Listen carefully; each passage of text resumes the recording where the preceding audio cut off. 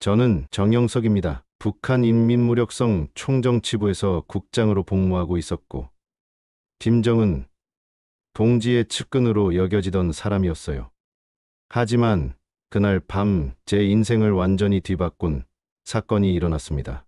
왜냐하면 진실이라는 것이 얼마나 무서운 힘을 가지고 있는지 깨달았거든요. 후배였던 김철수 군의관이 제 집무실로 찾아왔어요.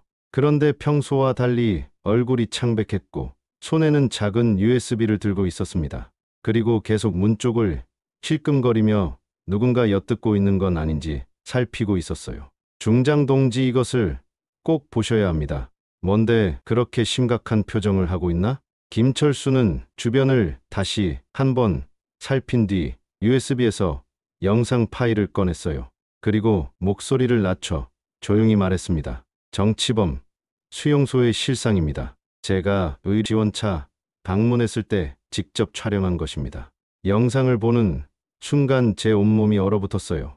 뼈만 남은 사람들이 진흙탕에서 기어다니고 있었고 어린아이들이 굶어서 쓰러져 있는 모습이 찍혀 있었거든요.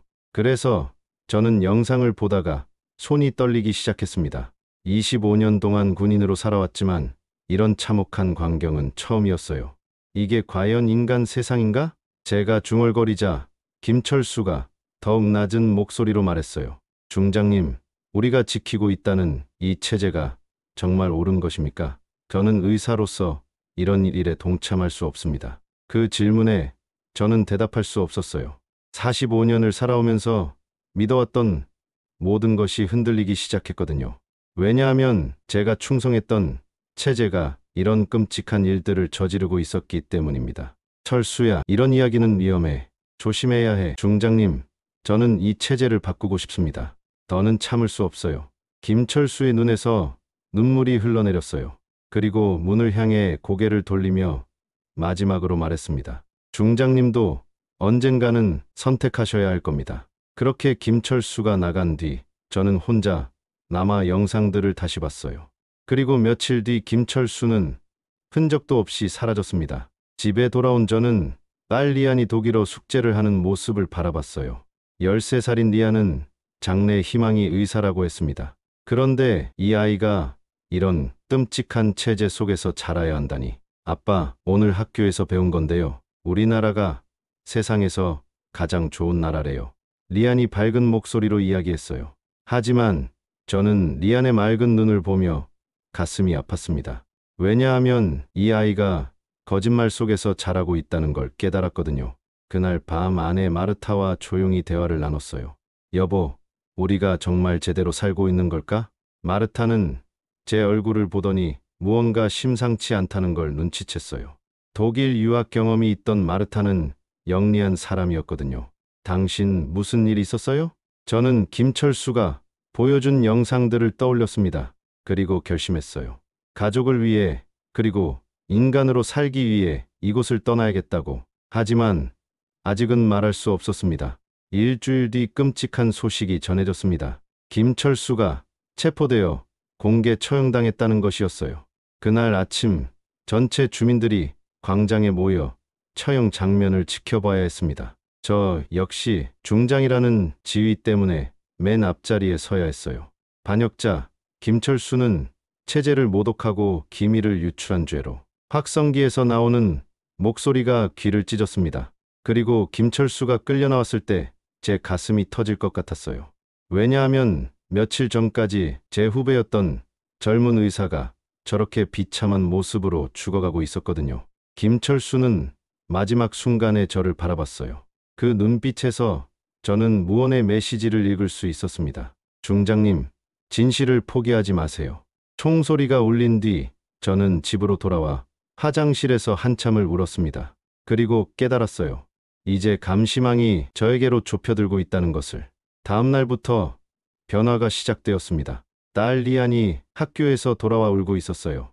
아빠, 친구들이 저를 피해요. 선생님도 저를 이상하게 봐요. 무슨 일이야, 리안아? 잘 모르겠어요. 그런데 갑자기 아무도 저랑 놀아주지 않아요. 제 심장이 쿵쾅쿵쾅거렸습니다. 벌써 리안까지 영향을 받고 있다니. 그래서 급히 마르타에게 물어봤어요. 여보, 혹시 당신도 어디서 이상한 일 없었어? 마르타는 한참 망설이다가 말했습니다. 통역국에서 일하는 동료들이 저를 보는 눈빛이 달라졌어요. 그리고 오늘은 아예 업무에서 배제당했어요. 뭐라고 했는데? 정적 가족은 중요한 업무를 담당할 자격이 없다고. 저는 주먹을 꽉 쥐었습니다. 아직 제가 아무것도 하지 않았는데 벌써 가족들이 고통받고 있었어요. 왜냐하면 김철수와의 연관성만으로도 의심을 받고 있었거든요. 그날 밤 저는 창문을 통해 밖을 내다봤어요. 평소 같으면 조용했을 거리에 검은 승용차 한 대가 서 있었습니다. 그리고 차 안에서 누군가 저희 집을 감시하고 있는 게 보였어요. 이제 정말 시간이 얼마 남지 않았구나. 저는 혼자 중얼거렸습니다. 그래서 다음 날부터 탈출 계획을 구체적으로 세우기 시작했어요. 하지만 무엇보다 가족들에게 들키지 않는 것이 중요했습니다. 며칠 뒤 더 심각한 일이 벌어졌어요. 마르타가 장을 보러 나갔다가 보위부 요원들에게 불려가서 신문을 받았거든요.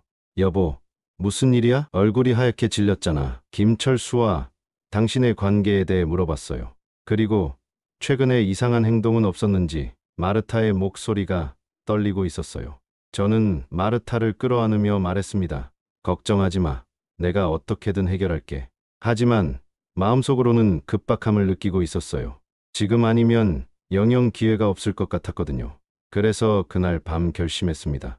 가족을 살리려면 지금 당장 움직여야 해. 다음날 아침 저는 평소보다 일찍 일어나 거울을 봤어요. 중장 계급장을 탄 제 모습이 낯설게 느껴졌습니다. 왜냐하면 이제 이 계급장이 가족을 지켜주는 것이 아니라 위험에 빠뜨리는 것이 되었거든요. 마르타가 아침을 준비하며 말했어요. 여보, 리안이 어젯밤부터 간질 발작 증세를 보이는 것 같아요. 병원에 데려가야 할 것 같은데 그때 저는 번뜩 아이디어가 떠올랐습니다. 의료진이라는 명목으로 독일과 연결된 의료 채널을 통해 나갈 수 있는 방법이 있었거든요. 그래서 마르타에게 조심스럽게 말했어요. 그럼 독일 의료진과 연결된 병원에서 정밀 검사를 받아보는 게 어떨까? 당신 독일어도 되고. 마르타는 놀란 표정으로 저를 봤습니다. 하지만 저는 이미 마음을 정했어요. 지금 아니면 영영 기회는 없다고 생각했거든요. 이제 구체적인 탈출 계획을 세울 때가 왔습니다. 저는 총정치부에서 얻을 수 있는 모든 권한을 이용해야 했어요. 왜냐하면 중장이라는 지위가 오히려 의심을 피할 수 있는 최고의 위장막이 될 수 있었거든요. 먼저 의료 출장 서류를 위조했습니다. 리안의 병명을 간질성 뇌전증 의심으로 조작하고 베를린의 한 병원에서 정밀 검사를 받아야 한다는 내용으로 만들었어요. 그리고 가족 동반이 필요하다는 일견서도 함께 위조했습니다. 마르타야, 이안이 상태가 어떤지 정확히 알아보자. 독일 병원이 우리보다 시설이 좋다고 하니까. 마르타는 제 말에 고개를 끄덕였어요. 하지만 눈빛에서 무언가 이상하다는 걸 눈치채고 있는 것 같았습니다. 그래서 저는 더욱 자연스럽게 행동하려고 노력했어요. 평양공항에서 출국 심사를 받을 때가 가장 위험한 순간이었습니다. 보위부 요원이 저희 서류를 꼼꼼히 살펴봤거든요. 중장 동지, 딸의 병이 그렇게 심각한가요? 우리 의학은 한계가 있어서 부득이하게. 언제 돌아오실 예정입니까? 일주일 정도면 충분할 것 같습니다. 보위부 요원은 한참 저를 바라보더니 도장을 찍어줬어요. 그 순간 제 등에는 식은땀이 흘러내리고 있었습니다. 왜냐하면 이 사람이 조금만 더 의심했다면 모든 것이 끝날 뻔했거든요. 비행기 안에서 마르타가 갑자기 열이 나기 시작했어요. 긴장과 스트레스 때문인지 온몸이 떨리고 있었습니다. 여보, 괜찮아요? 어지러워요. 갑자기 열이 나는 것 같아요. 리안도 엄마의 상태를 보고 불안해하기 시작했어요. 저는 마르타의 손을 꽉 잡고 말했습니다. 조금만 더 참아. 곧 도착해. 베를린 공항에 도착했을 때 브로커 박혜진이 기다리고 있었어요. 미리 연락을 취해 둔 사람이었는데 첫인상이 그리 믿음직스럽지는 않았습니다. 하지만 선택의 여지가 없었어요. 정 중장님이시죠? 저는 박혜진입니다. 박혜진은 40대 중반의 기가 큰 남자였어요. 눈빛이 영리해 보였지만 동시에 위험한 냄새도 났습니다. 그래서 저는 조심스럽게 말했어요. 앞으로 어떻게 해야 하죠? 일단 안전한 곳으로 이동해야 합니다. 그런데 부인 상태가 마르타의 열이 더 심해지고 있었어요. 얼굴이 새하얗게 질려 있었고 걸음을 제대로 걷지 못하고 있었습니다. 그래서 박혜진이 제안했어요. 하루 쉬었다가 출발하는 게 좋겠습니다. 몸이 아픈 상태로는 앞으로의 여행이 불가능해요. 저는 고민했습니다. 시간을 끌면 끌수록 위험해지지만 마르타의 상태로는 무리할 수 없었거든요. 그래서 하루만 쉬기로 했어요. 그날 밤 숙소에서 박혜진이 저에게 말했습니다. 중장님, 솔직히 말씀드리면 앞으로의 길이 매우 험할 겁니다. 특히 가족 단위로 움직이면 더욱 어려워요. 어떤 식으로요? 베를린에서 방콕까지는 직항이 있지만 거기서부터는 육로로 이동해야 합니다. 태국에서 라오스 국경까지 가려면 최소 일주일은 걸려요. 박혜진의 설명을 들으며 저는 각오를 다졌습니다. 군인으로 단련된 몸이지만 가족들은 그렇지 않았거든요. 특히 13살인 리안이 견뎌낼 수 있을지 걱정되었어요. 이제부터 진짜 지옥입니다. 박혜진의 말이 제 귀에 계속 맴돌았어요. 하지만 돌아갈 수는 없었습니다. 왜냐하면 평양에서는 이미 저희를 찾고 있을 것이고 돌아간다면 가족 모두 죽음을 면할 수 없었거든요. 다음날 아침 마르타의 열이 조금 내렸어요. 그래서 드디어 본격적인 탈출 여행을 시작했습니다. 공항으로 향하면서 저는 마지막으로 베를린 하늘을 올려다봤어요. 그리고 마음속으로 다짐했습니다. 절대 포기하지 않겠다. 가족을 꼭 자유로운 곳으로 데려가겠다. 베를린에서 방콕까지의 비행기 여행은 12시간이 걸렸습니다. 좁은 이코노미석에서 가족 셋이 몸을 웅크리고 있는 동안 저는 한순간도 긴장을 늦출 수 없었어요. 왜냐하면 언제 독일이나 태국 당국이 저희를 체포하러 올지 모르는 상황이었거든요. 마르타는 비행기 안에서도 계속 열에 시달렸습니다. 그리고 리아는 처음 보는 외국 풍경에 신기해하면서도 불안해했어요. 아빠, 우리 언제 집에 가요? 리안의 질문에 저는 대답할 수 없었습니다. 이제 돌아갈 집이 없다는 걸 어떻게 설명해야 할지 몰랐거든요. 그래서 그냥 리안의 머리를 쓰다듬어 주었어요. 방콕에 도착한 뒤부터는 정말 지옥 같은 여행이 시작되었습니다. 박혜진이 준비한 차량은 낡은 화물차였고 짐칸에 숨어서 이동해야 했어요. 그리고 검문소를 피해 산길로만 다녀야 했습니다. 중장님, 이제부터는 절대 소리를 내면 안 됩니다. 태국 경찰이 어디서 나타날지 모르거든요. 박혜진의 경고를 듣고 저희는 숨을 죽이며 트럭 짐칸에 숨었어요. 비좁은 공간에서 몸을 웅크리고 있자니 온몸이 아팠습니다. 하지만 참을 수밖에 없었어요. 그런데 마르타의 상태가 계속 악화되고 있었습니다.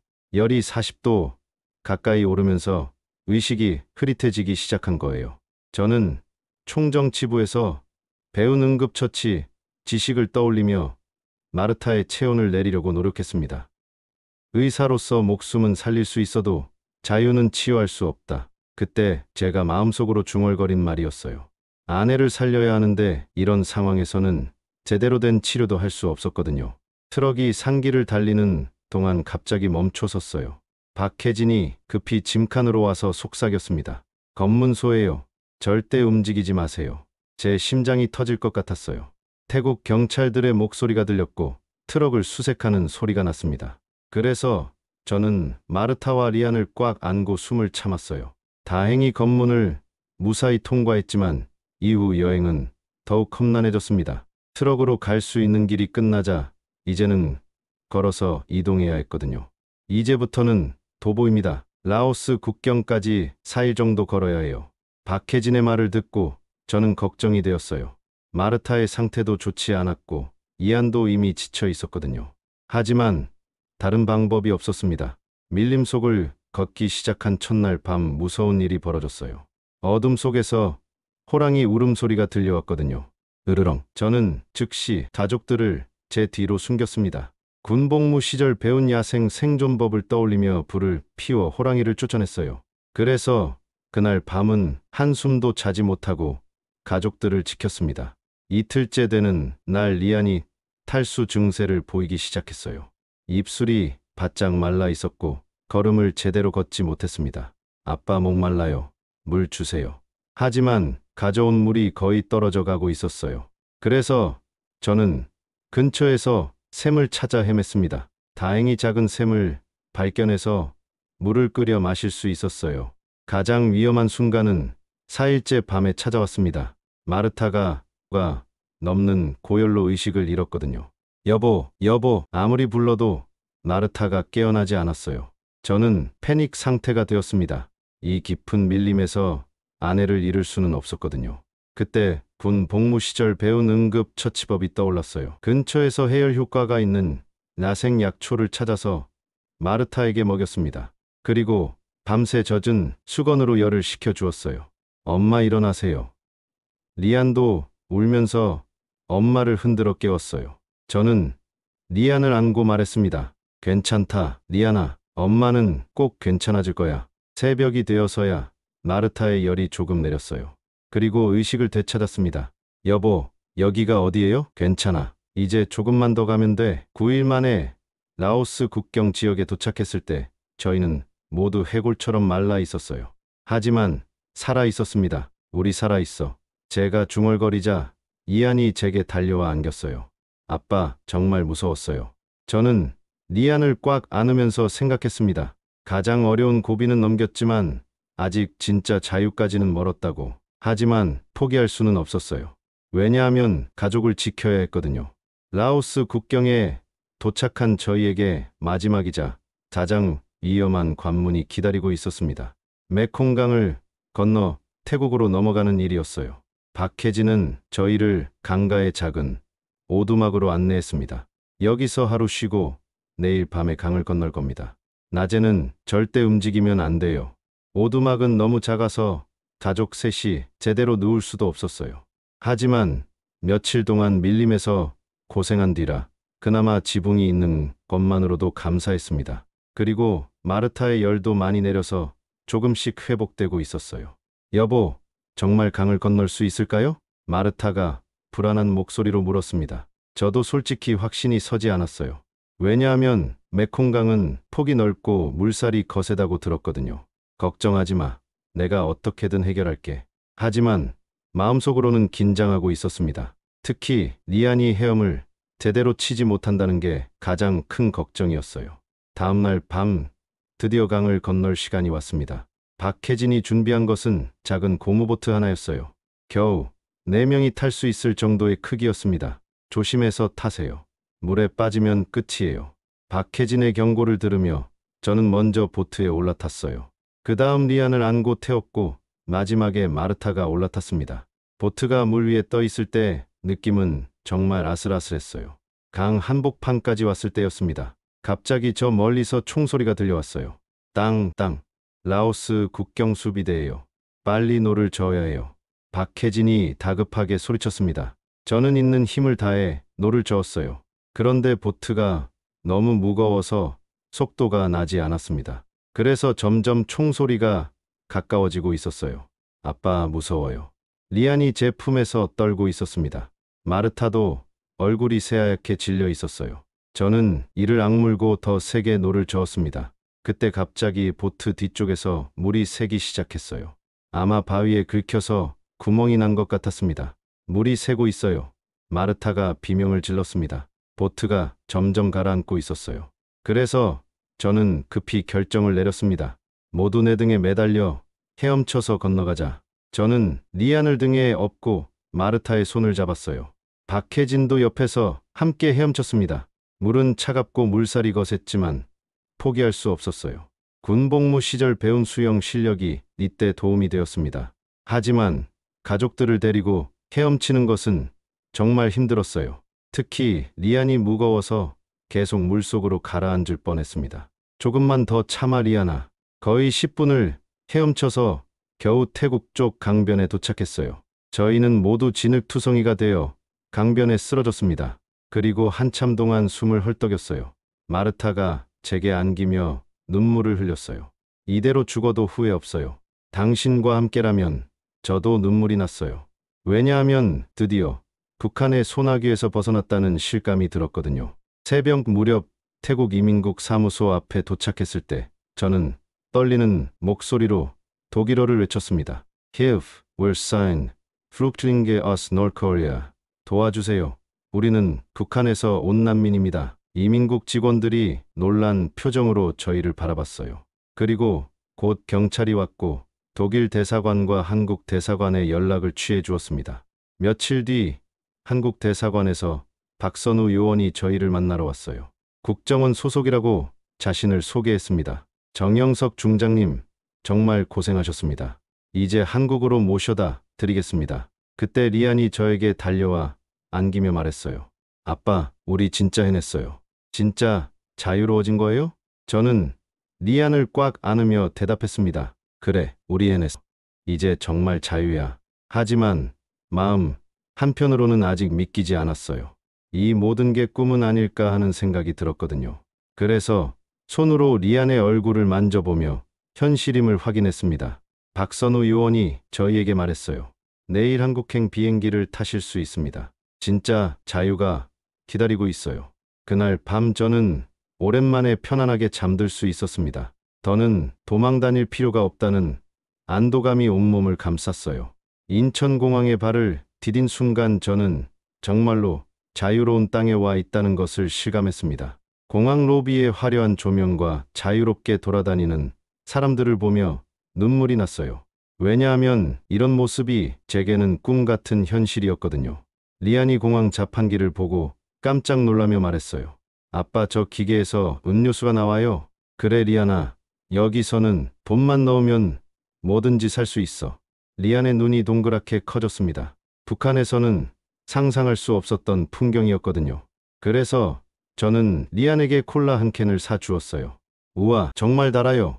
리안이 콜라를 마시며 환하게 웃었습니다. 그 모습을 보며 저는 확신했어요. 이 모든 고생이 헛되지 않았다는 것을.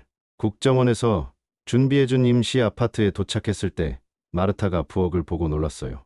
여보, 이게 다 우리가 쓸 수 있는 거예요? 그렇다고 하네. 냉장고, 전자레인지, 가스레인지까지 모든 것이 갖춰져 있었습니다. 북한에서는 꿈도 꿀 수 없었던 생활이었어요.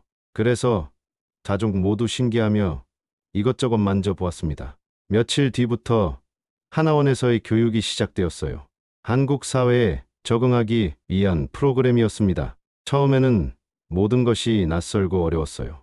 교육 첫날 강사 선생님이 물어봤습니다. 질문이 있으면 언제든지 하세요.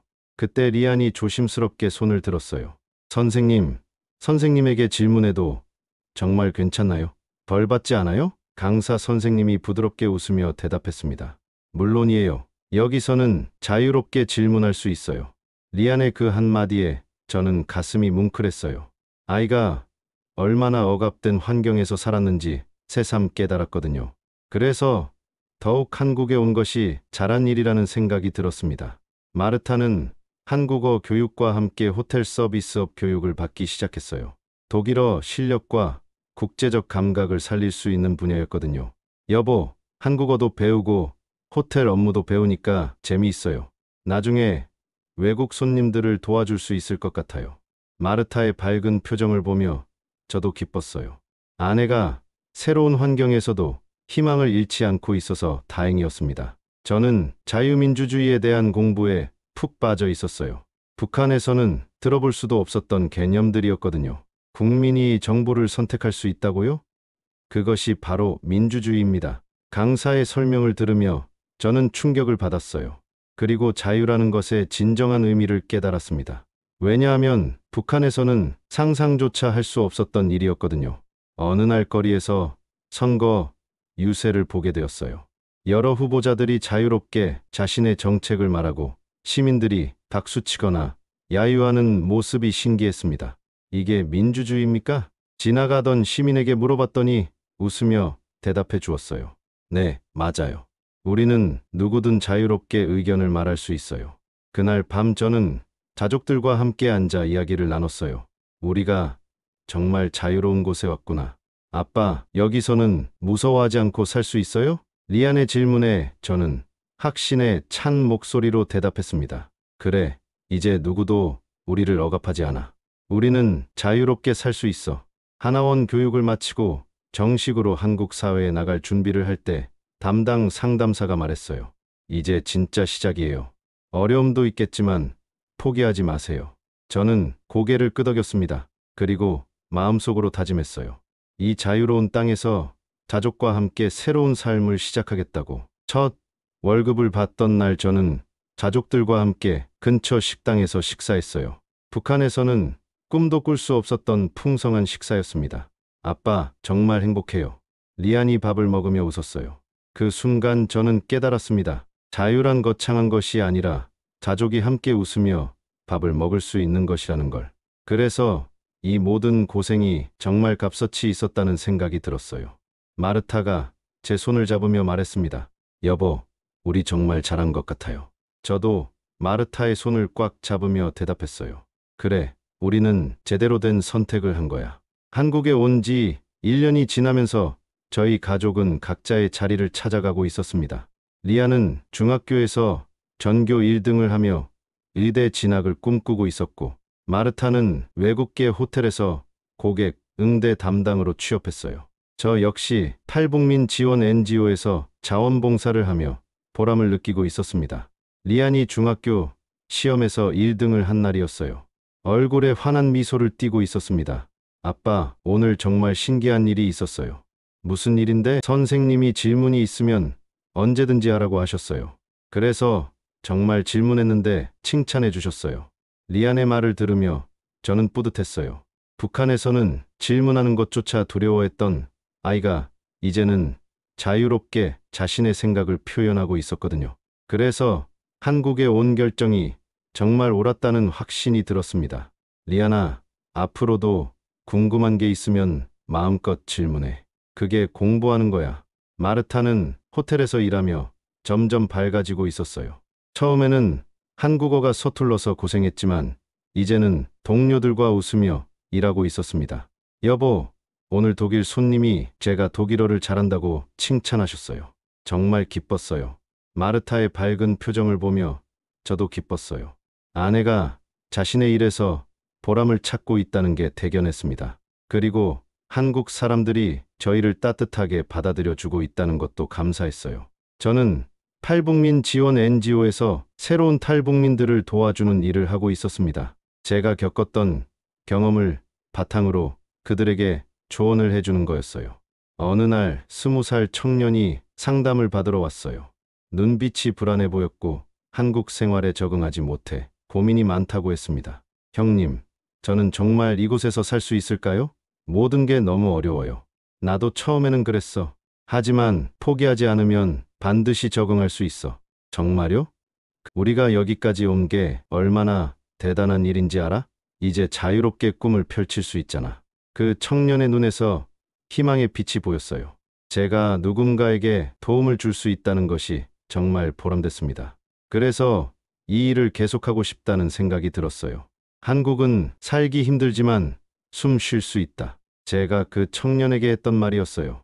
북한에서는 숨 쉬는 것조차 조심스러웠는데 여기서는 자유롭게 숨을 쉴 수 있다는 게 얼마나 큰 차이인지 깨달았거든요. 저녁이면 가족 모두 베란다에 나가 서울의 야경을 바라보는 것이 일과가 되었습니다. 반짝이는 불빛들을 보며 저는 매번 같은 생각을 했어요. 평양에도 언젠가 이런 불빛이 생길까? 아빠, 북한도 언젠가는 자유로워질까요? 리안의 질문에 저는 확신에 찬 목소리로 대답했습니다. 그럴 거야. 언젠가는 모든 사람이 자유롭게 살 수 있는 날이 올 거야. 어느 일요일 저녁 온 가족이 거실에서 함께 저녁을 먹고 있었어요. 소박한 반찬들이었지만 가족이 함께라서 행복했습니다. 그때 텔레비전에서 북한 소식이 나왔어요. 여보, 저기 나오는 곳이 우리가 살던 평양이네요. 마르타가 화면을 가리키며 말했습니다. 낯익은 건물들이 보였지만 이제는 그리움보다는 안도감이 들었어요. 왜냐하면 저희는 그곳에서 벗어나 자유를 찾았거든요. 리안아, 아빠가 태어난 곳이야. 신기해요. 제가 정말 저기서 살았었나요? 리안에게는 북한이 이미 먼 기억이 되어 가고 있었어요. 아이에게는 오히려 그게 다행이라는 생각이 들었습니다. 자유로운 환경에서 자라는 것이 더 중요했거든요. 그날 밤 잠자리에 들기 전 저는 창문을 열고 서울의 밤하늘을 올려다봤어요. 별들이 반짝이고 있었습니다. 그리고 마음속으로 기도했어요. 북한에 있는 모든 사람들이 언젠가는 이 자유를 맛볼 수 있기를. 이제 저희는 완전히 한국인이 되어가고 있었어요. 하지만 북한에서의 기억을 잊지는 않으려고 했습니다. 왜냐하면 그 경험이 저희를 더 강하게 만들어 주었고 자유의 소중함을 깨닫게 해주었거든요. 마르타가 제 어깨에 기대며 말했어요. 여보, 우리 정말 멀리 왔네요. 그래, 정말 멀리 왔어. 그리고 이제 시작이야. 저는 마르타의 손을 잡으며 미래에 대한 희망을 품었습니다. 비록 화려하지는 않지만 가족이 함께 웃을 수 있는 이 평범한 일상이야말로 진정한 자유라는 걸 깨달았어요. 한국에 온 지 2년이 지나면서 저희 가족은 완전히 새로운 삶의 리듬을 찾아가고 있었습니다. 리아는 특목고에 입학해서 본격적인 의대 진학 준비를 시작했고, 마르타는 호텔에서 팀장으로 승진했어요. 저는 탈북민 지원 NGO에서 책임자가 되어 더 많은 사람들을 도울 수 있게 되었습니다. 어느 토요일 아침 리안이 진학 준비를 하면서 저에게 물어봤어요. 아빠, 북한에서도 의사가 환자를 자유롭게 치유할 수 있어요? 아니야, 리안아. 거기서는 당 간부들만 제대로 된 치료를 받을 수 있어. 일반 주민들은. 저는 말을 멈췄어요. 아직도 그 기억들이 생생했거든요. 그래서 리안에게 말했습니다. 그래서 내가 여기서 좋은 의사가 되어서 모든 사람을 차별 없이 치료해주면 돼. 리안이 고개를 끄덕이며 말했어요. 네, 아빠. 저는 모든 환자를 똑같이 대할 거예요. 그런 리안을 보며 저는 자랑스러웠어요. 자유로운 환경에서 자란 아이가 올바른 가치관을 갖고 있다는 게 대견했습니다. 마르타는 호텔에서 인정받으며 행복해하고 있었어요. 동료들과 손님들이 마르타의 친절한 서비스와 독일어 실력을 높이 평가했고, 외국 손님들을 전담하는 팀장이 되었습니다. 여보, 오늘 독일 대사관 직원이 저에게 감사하다고 하시면서 추천장을 써주겠다고 하셨어요. 마르타가 환하게 웃으며 이야기했어요. 북한에서는 상상할 수 없었던 일상의 소중함이었습니다. 그래서 저도 덩달아 기뻤어요. 저는 NGO에서 새로 탈북한 가족들을 만나는 일이 더욱 많아졌습니다. 그들의 이야기를 들을 때마다 제가 겪었던 일들이 떠올랐어요. 그리고 더욱 열심히 도와주고 싶다는 마음이 들었습니다. 어느 날 30대 부부가 어린 딸과 함께 상담을 받으러 왔어요. 제가 처음 한국에 왔을 때와 똑같은 불안한 표정이었습니다. 선생님, 저희가 정말 여기서 잘 살 수 있을까요? 물론입니다. 저도 처음에는 두려웠지만 지금은 정말 행복해요. 정말요? 어떻게 그렇게 확신할 수 있으세요? 저는 제 이야기를 들려주었어요. 북한에서의 탈출, 험난한 여행, 그리고 한국에서의 새로운 시작까지 그들의 눈에서 점점 희망의 빛이 보이기 시작했습니다. 가장 중요한 건 포기하지 않는 거예요. 어려울 때도 있지만 자유의 소중함을 생각하면 이겨낼 수 있어요. 그 가족이 돌아간 뒤 저는 뿌듯함을 느꼈어요. 제 경험이 다른 사람들에게 도움이 된다는 것이 정말 보람됐습니다. 질문할 수 있다는 것이 진짜 교육이에요. 제가 탈북민 교육 프로그램에서 자주 하는 말이었어요. 북한에서는 질문하는 것 자체가 금기였는데 여기서는 질문을 통해 진짜 배움이 일어난다는 걸 깨달았거든요. 어느 일요일 오후 온 가족이 함께 근처 공원을 산책했어요. 다른 가족들과 마찬가지로 자연스럽게 걸으며 이야기를 나누는 모습이 정말 평범했습니다. 하지만 저에게는 그 평범함이 가장 소중했어요. 공원 벤치에 앉아 쉬면서 저는 가족들을 바라봤습니다. 마르타는 호텔 업무 매뉴얼을 읽고 있었고, 이안은 의학 관련 책을 공부하고 있었어요. 모두가 자신의 꿈을 향해 나아가고 있었습니다. 정말 잘했구나. 저는 마음속으로 중얼거렸어요. 목숨을 걸고 탈출한 그 결정이 옳았다는 확신이 들었습니다. 왜냐하면 가족 모두가 행복하게 살고 있었거든요. 그날 밤 잠자리에 들기 전 저는 일기를 썼어요. 한국에 온 뒤로 매일 쓰고 있는 일기였습니다. 오늘도 감사한 하루였다. 자유롭게 생각하고, 자유롭게 말하고, 자유롭게 꿈꿀 수 있다는 것. 이것이야말로 진정한 행복이다. 마지막 문장을 쓰고 나서 저는 펜을 내려놓았어요. 그리고 창밖을 바라보며 생각했습니다. 언젠가 북한의 모든 사람들도 이런 자유를 누릴 수 있기를. 마르타가 제 옆으로 와서 말했어요. 여보, 우리 정말 멀리 왔네요. 앞으로도 이렇게 행복하게 살 수 있을까요? 물론이야, 우리는 이미 가장 어려운 고비를 넘겼어. 이제는 행복하게 살 일만 남았어. 저는 마르타의 손을 잡으며 확신에 찬 목소리로 말했습니다. 그리고 마음속으로 다짐했어요. 이 소중한 일상을 지켜나가겠다고, 그리고 더 많은 사람들이 자유를 찾을 수 있도록 도움을 주겠다고. 자유란 거창한 것이 아니었습니다. 가족이 함께 웃으며 저녁을 먹고 아이가 마음껏 꿈을 꾸고 서로를 사랑한다고 자유롭게 말할 수 있는 것. 그것이 바로 진정한 자유였어요. 이제 우리도 한국 사람이다. 서울의 야경을 바라보며 제가 마음속으로 한 선언이었습니다. 하지만 북한에 남아있는 모든 분들이 언젠가는 이 자유를 누릴 수 있기를 간절히 바랍니다. 이 이야기가 여러분에게 자유의 소중함을 일깨워드렸다면 구독과 좋아요를 눌러주세요. 그리고 끝까지 들어주셔서 진심으로 감사합니다. 앞으로도 더 의미 있는 이야기로 찾아뵙겠습니다.